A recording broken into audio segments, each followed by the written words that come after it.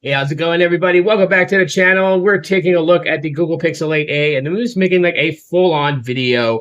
We'll dive into the specs. I'll tell you guys what the specs are of this and share my experience so far since having it well over a month now, almost about to reach 2 months with the Pixel 8a. So the device released in May of 2024, so not that long ago. There are two variations of this, which is a 128 gig model and a 256. So keep that in mind. The 256 does cost more than the 128. For the dimensions, it is 152.1 by 72.7 by 8.9 millimeters. It weighs 188 grams. It does, for SIM support, it does take one nano SIM card, and you can, I believe, have 2 or 3 eSIM profiles downloaded and installed on the eSIM. It is IP67 water and dust resistant, so 1 meter deep for 30 minutes. I don't really, basically submerge my phones in water. I just don't do it. The display panel itself is an OLED display at 120 hertz refresh, and it's got 2000 nits of peak brightness. So you can see the screen in the sun, if you want to know. Resolution is 1080 by 2400 pixels at 20 by 9 aspect ratio, 430 pixel per inch density, Corning Gorilla Glass 3. The software is Android 14, and it will get software updates, not security patches, but updates for the next 7 years. So just kind of keep that in mind. Android 21 ballpark is a figure around it. It is rocking the Tensor G3 chip. So with the CPU, it's got one 3.0 gigahertz Cortex X3, 4 2.45 gigahertz Cortex A715s, and 4 2.15 gigahertz Cortex A510s. The GPU is the Immortalis G715S MC10. As far as storage capacity, it's got 128 gigabytes of storage, as well as 256 gigabytes of storage if you want more storage on this. Switching off to the cameras, it's got a 64 megapixel shooter at an f1.9 aperture rating, 26 millimeter wide angle shooter. It does have PDAF and OIS, for those who want to know. The ultra wide is a 13 megapixel at f2.2 aperture rating with 120 degree field of view, ultra wide sensor. It shoots basically in 4K at 30 and 60 frames per second, and 1080p at 30, 60, 120, and 240 frames per second with optic image stabilization. To keep that in mind, you got some cool features with it, like, the best take, ultra HDR, panorama, those things. Those features are in the camera. And for the front, you have a 13 megapixel f2.2 20 millimeter lens, ultra wide, for the selfie, and it records in 4K at 30 frames per second, and then 1080p at 30 frames per second. I believe it also can shoot at 60 frames per second and 1080p. Wi-Fi supported, no headphone jack, and it's got a fingerprint sensor under the display. It's an optical fingerprint sensor. So I know people prefer the newer fingerprint sensors that's under the display. They're much faster, so I just want to keep that in mind.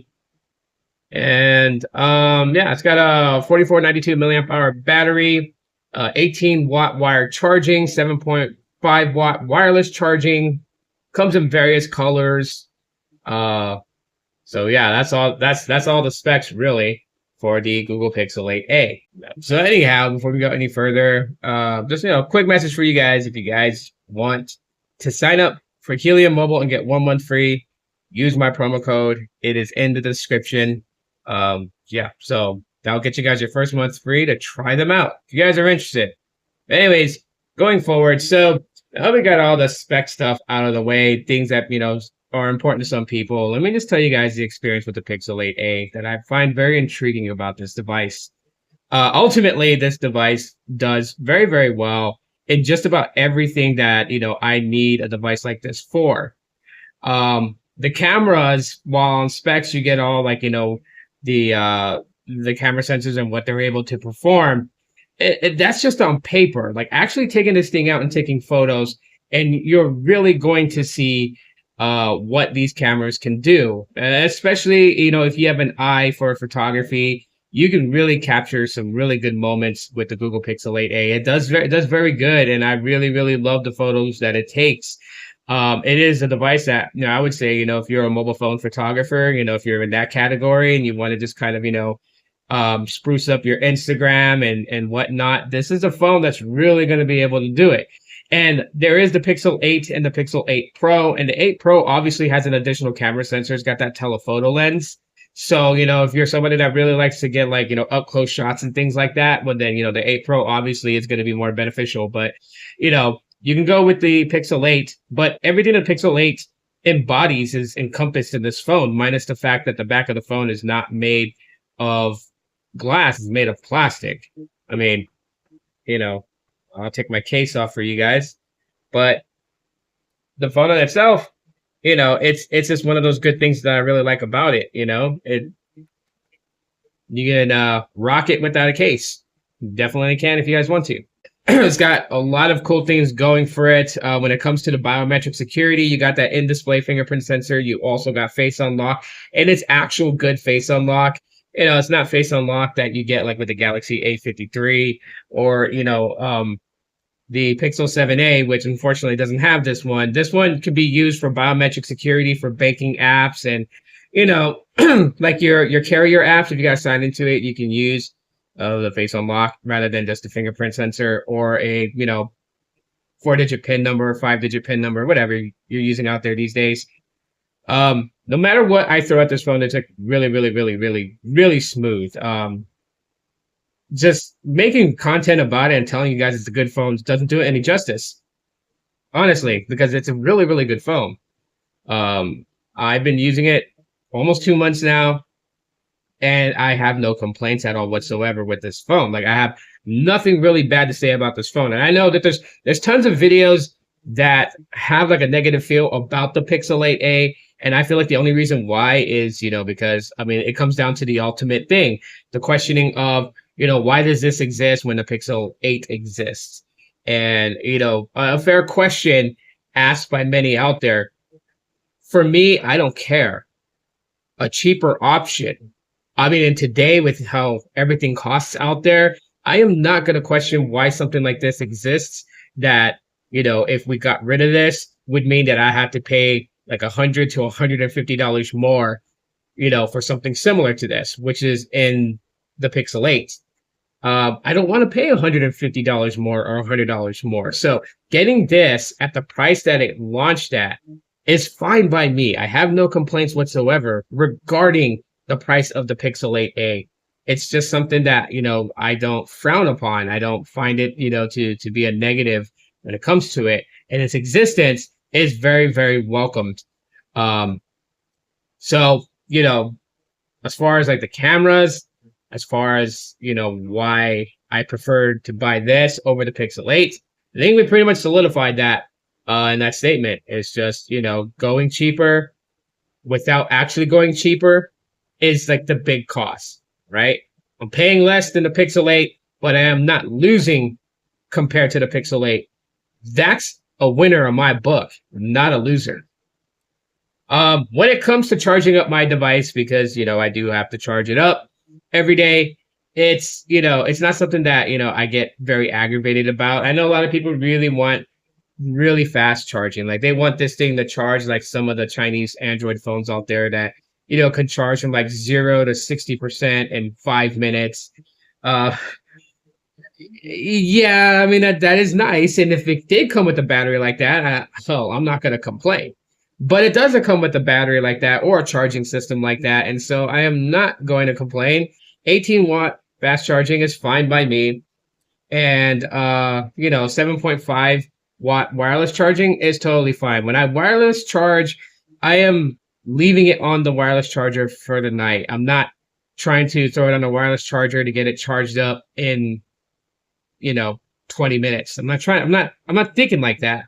If I want this thing to charge up quickly, I will plug it into a wired charger. That's my philosophy, my thought on this device. So, it's not a deal breaker for me, to be quite honest. The back of the phone is plastic, obviously, but I don't it doesn't feel plastic. It sounds plastic, but it doesn't feel plastic, and it really does kind of feel like glass that's matte frosted. I can appreciate that. It's just small little details that is thrown out that, I have to say, like, good on Google for that. And hopefully they continue to put this much thought into their devices in the future. Uh, we, as, techies, would definitely appreciate that. For those that want to know about gameplay on here, gameplay, it's fine. I don't play heavy, intense games. I have my PC for that, and so I play on PC. But like, little games such as Pokemon Go and maybe Angry Birds, something like that. It does fine. I've seen people run more heavier, intense games on there, and it seems to handle it pretty well. Maybe not as good as like gaming smartphones, like the ROG phones and stuff like that. Obviously, are more catered to the experience of gaming on a mobile device. But the Pixel 8a is not a gaming phone. It's a smart companion to make your day-to-day life easy. Easy peasy. All right. So, smart features and functionalities of the Pixel 8a is as stands the same as the Pixel 8 and the 8 Pro. You get all the bells and whistles when it comes down to the smart features, AI, assistant within messaging app, assistant within, Gmail and stuff like that. Yes, if you want to take advantage of like the full AI capabilities, you do have to get the Google One subscription, which, basically ties it as where you have to get the 2 terabyte plan, which is $20 a month. And then you get Gemini and, baked into Gmail and other apps and stuff like that. And if you really need that, then hey, you know what? Like, get that. I've tested it out, tried it out. I can tell you guys, it's cool, but it's not something that I feel like that I have to have. And so therefore, I don't mind dropping my Google One subscription back down to the 200 gigabyte cloud storage plan, which is $2.99 a month. I don't mind going back to that just because I don't really need 2 terabytes of storage. And I definitely don't have use for the AI advanced Gemini. So just keeping it 100 with everybody. Some people might, and so then you'll go ahead and you'll get that. But the AI, the reason why to me it doesn't feel so brand new is because AI is not actually brand new when it comes to these smartphones. It's not.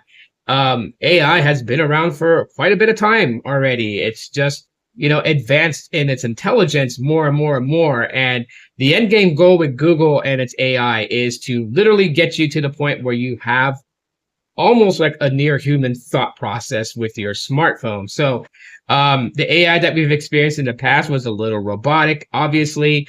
Now they're making it more true to human, true to life type. And they're also trying to make things more easier. So just keeping that in mind. So overall, I am superly happy with my Google Pixel 8a, so much to the point that I am not tempted to buy a Pixel 9. However, because the A series may be gone, there's so much talks that this is going to be the last A series device, and that Google's going to go forward with the budget option being the base of its, Pixel lineup. So I guess this year the Pixel 9 will be it. I guess it won't be a Pixel 9a, but only time will tell. We'll see next year, 2025, if a Pixel 9a releases. But if not, then we have confirmation that the Pixel 9 is basically the replacement to the A series. And you got the 9 Pro and the 9 Pro XL, which, would be the 2 flagships that we normally got. I hope they don't end the A series lineup because I really, really do enjoy them. And I really, really believe that there's other people out there that, there's a market for the A series. It's for people that want a Google Pixel, but they don't want to spend $1,000, $900, $800. When you got something that's sub $500, it'll make sense to people out there. This is a device that is priced at 2010, 2011, 2012 flagship prices. And that's why so many people enjoy and like it, is because it kind of brings you back to those days. And that's what the Pixel 8a is, as well as the Pixel 7a. But I digress from the 7a. This is all about the 8a. I really do enjoy this phone. I really do think it's pretty awesome. And I think other people will enjoy it too as well. But, those are just my thoughts on the Google Pixel 8a and just an overall thing about it, including the specifications that people wanted to hear about. So I got you guys. Hopefully you guys got that and you guys are cool with it. But yeah, other than that, that's it for today's video on the Google Pixel 8a. If you guys enjoyed what I had to say, smash the like button, share this video out so other people can hear my thoughts. I would really, really, really appreciate that. Again, link in the description. If you guys want to sign up for Helium Mobile, get 1 month free. Use my promo code down below. Until then, I'll talk to you on the next one, and I'll see you guys on August 13th for the Made by Google event. Peace.